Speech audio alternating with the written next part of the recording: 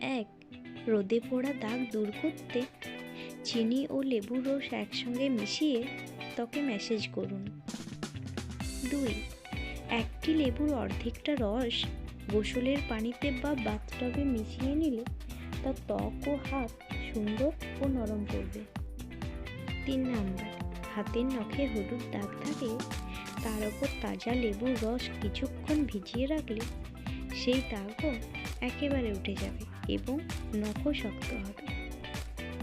4 number, যদি মুখে কালো দাগ হয়ে যায় তাহলে শসা ও পেঁপে আর টমেটোর রস সমপরিমাণে মিশিয়ে মুখে লাগান। এই উপকরণটা যখন শুকিয়ে যাবে তখন দ্বিতীয়বার আবার এই উপকরণটি লাগান। এইভাবে 3-4 বার এই উপকরণটি লাগান। 20 মিনিট উপকরণটি লাগিয়ে রাখার পরে মুখটা ভালো করে উষ্ণ জল দিয়ে ধুয়ে নিন। উপকার নিশ্চিত।